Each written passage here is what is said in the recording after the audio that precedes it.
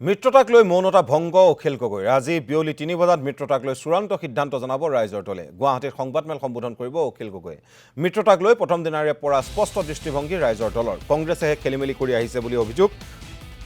অখিল গগৈ অসম জাতীয় পৰিষদ আৰু অন্যান্য দলৰ সৈতেও মিত্ৰতা চূড়ান্ত হোৱা নাই বুলি জানিব পাৰিছে অখিল গগৈ মিত্ৰতাক লৈ কংগ্ৰেছৰ দৃষ্টিভংগী স্পষ্ট নহয় বুলি ক্ষোভ অখিল গগৈ আজি বোকাখাতত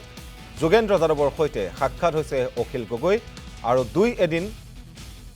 অখিল গগৈক ধৈৰ্য ধৰিবলৈ কৈছে যোগেন্দ্ৰ যাদৱে ইতিমধ্যে আৰম্ভ হৈছে ৰাইজৰ দলৰ কৰ্ণধাৰ সমিতিৰ বৈঠকৰ সিদ্ধান্ত সংবাদমেল যোগে জনাব অখিল গগৈ আজি বিয়লি ৩ বজাত গুৱাহাটীত এখন সংবাদমেলৰ জৰিয়তে আমাৰ মিত্ৰতা সম্পৰ্কীয় শেহতীয়া স্থিতি অৱগত কৰা হ'ব আজি বিয়লি ৩ বজাত এই সিদ্ধান্ত লোৱা হ'ব এখন সংবাদমেলৰ জৰিয়তে গতিকে বিয়লি ৩ বজাত আপোনালোকে জানিবলৈ পাব গোটেই কথাখিনি জানিবলৈ মানে আমাৰ পিনৰ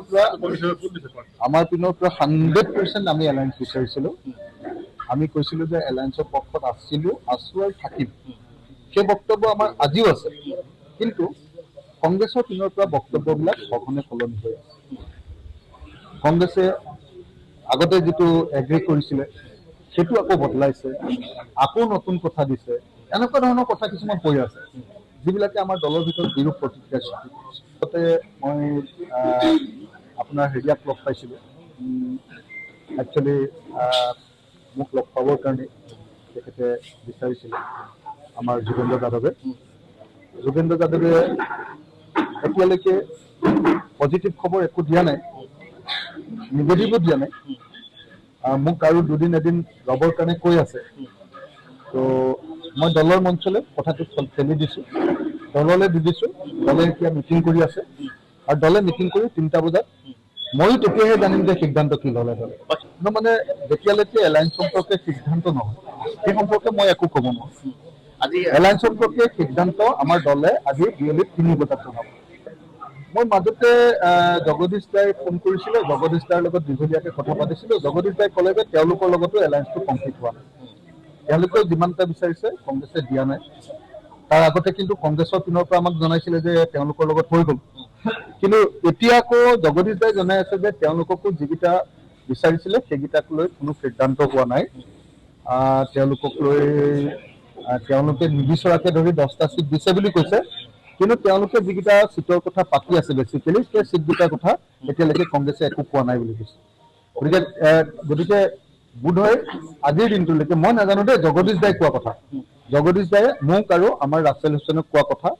যে কংগ্ৰেছৰ লগত জাতীয় পৰিষদেও এতিয়ালৈকে এলায়েন্সটো হোৱা নাই আৰু কালি মোৰ ওচৰত কালি নহয় পৰহি আমাৰ ওচৰলৈ জে.আই. কাঠাৰ আহিছিলে আমি এবাৰ লগ হৈছিলোঁ জে.আই. কাঠাৰ ডাঙৰীয়াৰ লগত জে.আই. কাঠাৰ ডাঙৰীয়াই পিছে মোক ক্লিয়াৰলি কৈছে যে তেওঁলোকৰ লগতো সংঘাত এটা হৈছে তেওঁলোকে 3টা বিচাৰিছে তেওঁলোকক 2টা দিছে গতিকে সেইটোক লৈ অলপ মানে গৰমাগৰমি হৈছে এনেকৈ ধৰণে মোক বক্তব্য কাৰণে ৰাইজৰ দলটোতকৈ বেছি গুৰুত্বপূৰ্ণ জনতা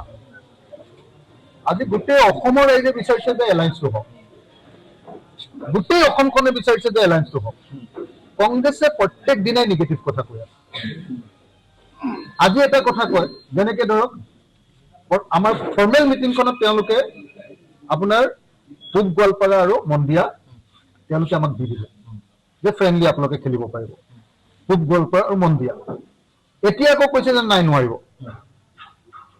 এতিয়া তেওঁলোকে কৈছে যে নোৱাৰিব তো এখন 4জন লিডাৰ থকা ফৰ্মেল মিটিঙত যিটো এগ্ৰি হৈ গৈছে সেইটো আকৌ তাৰ পিছদিনা যদি ঘূৰাই দিয়ে তেতিয়াহ'লে আমি সেই লিডাৰ কেইজনক কৈ দিওঁ যে আপোনালোকে খেলিব পাৰিব তাৰপিছত যদি খেলিব নোৱাৰে বুলি কয় তাৰপিছত মই মুখখন কেনেকৈ লিডাৰ হিচাপে উলিয়াম কওক আপোনালোকে নিজে কওক যে মই চেয়াৰমান আলী ডাঙৰীয়া আৰু কি কয় আপোনাৰ আব্দুল ৰছিদ মণ্ডল ডাঙৰীয়া তেওঁলোক দুজনক কৈ দিলোঁ যে আপোনালোকৰ চিটকেইটা ক্লিয়াৰ হৈ গ'ল আপোনালোকক বন্ধুত্বপূৰ্ণ খেলিবৰ কাৰণে কংগ্ৰেছে মানি ল'লে তাৰ পিছদিনাই আকৌ গৌৰৱ গগৈটো একদম গোটেই মানে প্ৰেছত কৈ দিলে জানা নাই চেয়াৰমান আলীক কেনেকৈ আমি খেলিবলৈ দিম আব্দুল ৰছিদ মণ্ডলক কিয় লৈছে এইবিলাক কথা কৈ দিলে ন ক'লে নে নাই কিন্তু আগদিনা আকৌ তেওঁলোকৰ নিজৰ কমিটিৰ 4জন লিডাৰ মই কৈ দিছো নামকেইটা দেৱব্ৰত শইকীয়া ডাঙৰীয়া তাৰপিছত ৰিপুন বৰা ডাঙৰীয়া বৈদ্যুৎ বৰদলৈ ডাঙৰীয়া আৰু ৰকিবুল হুছেইন ডাঙৰীয়া আমাৰ লগত ফৰ্মেলি মিটিং কৰিছে আৰু গৌৰৱ গগৈয়ে ফোন কৰি মোক সেই মিটিংখনৰ কাৰণে নিমন্ত্ৰণ কৰিছে সেই মিটিংখনত ফৰ্মেলি সিদ্ধান্ত হৈছে যে এই দুইজন মানুহে ফ্ৰেণ্ডলি খেলিব তাৰ পিছদিনা গৌৰৱ গগৈ আকৌ খেলিব নোৱাৰিব বুলি কৈ দিলে নহয় কি কৰিম আপোনালোকে নিজে কওক আমি কৰিম কি এতিয়া মানে আমাৰ লগত কথাটোত এগ্ৰি কৰে এজন লিডাৰে যদি 4জন লিডাৰে এগ্ৰি কৰিলে এজন লিডাৰে বাহিৰত বেলেগকে কৈ দিয়ে কথাবিলাক এনেকে খেলি মেলি কৰিলেতো নহব নহয় যদি এগ্ৰি কৰিছো ডিসএগ্ৰি কৰিছো যদি ডিসএগ্ৰি কৰিছো আমি যেটো কথা কৈছো তাত আমি শিলৰ খুঁটিৰ নিচিনাকে ৰৈ আছো শিলৰ খুঁটি 27টা সিট বিচাৰিছিলো 20টালে আহিলো 15টালে আহিলো 15টাতকে একটা সিটো বেছি বিচৰা নাই আপোনালোকে কক গোটেই অসমত কাম কৰি থকা এটা পাৰ্টি হিচাপে মাত্ৰ 15টা সিট আৰু কংগ্ৰেছে যোৱা কনজিকিউটিভলি দুবাৰ হাৰা পাৰ্টি হিচাপে একে ৰাখে আপোনাৰ এবাৰ 26টাত জিকিলে এবাৰ 29টাত জিকিলে তাৰপিছতো যদি তেওঁলোকক 100টা সিট খেলিমেই বুলি কয় আৰু আমি উদীয়মান পাৰ্টি এটা গোটেই অসমতে সংগঠন কৰিছো আমাক যদি 15টা সিটতো খেলিবলৈ নিদিয়ে আৰু তাৰপিছত যদি কয় যে অখিল গগৈহে জানে আৰু এলায়েন্স হ'বনে নহ'ব মই কি কৰিম আপোনালোকে নিজে কওক আগদিনাতে এগ্ৰি কৰে পিছদিনা উল্টাকে কৈ দিয়ে যদি লিডাৰজনে এগ্ৰি কৰে কেডাৰজনে উল্টাকে কয় যদি কেডাৰজনে এগ্ৰি কৰে মানে সেকেন্ড মানে আপোনালোকৰ সেকেন্ড মানে নহয় সেকেন্ড ইন কমান্ড বিলাকে যদি এগ্ৰি কৰি দিয়ে ফাৰ্স্ট ইন কমান্ডে উল্টা কৰি দিয়ে কমান্ডাৰ ইন চিফে কি কৰিম আপোনালোকে নিজে কওক এইটো আসলে ডিলে কৰাইছে নেকি আপোনাক নাজানো সেইবিলাক নাজানো সেইকাৰণে চক মই এতিয়া এই মুহূৰ্তত না এলায়েন্সৰ পক্ষত কৈছো না এলায়েন্সৰ বিপক্ষত কৈছো আপোনালোকে যদি উল্টা পুল্টা কথা কয় মই আপোনালোকৰ বিৰুদ্ধে ষ্টেটমেন্ট দিম অখিল গগৈ নাই আপুনি শুনি লওক আপোনালোকে একদম ক্লিয়াৰলি শুনি লওক মই এলায়েন্সৰ মই এলায়েন্সৰ বিপক্ষতো কোৱা নাই মই এলায়েন্সৰ পক্ষতো কোৱা নাই এই মুহূৰ্তত মই নিউট্ৰেল কেলে আমাৰ দলে এতিয়া বৈঠক বহাই 3টা বজাত সিদ্ধান্ত দিব মই যেহেতু ইয়াত আছো মই বৈঠকখনত বহিবলৈ নাপাওঁ মই ইতিমধ্যে টেলিকনফাৰেন্স কৰি লৈছো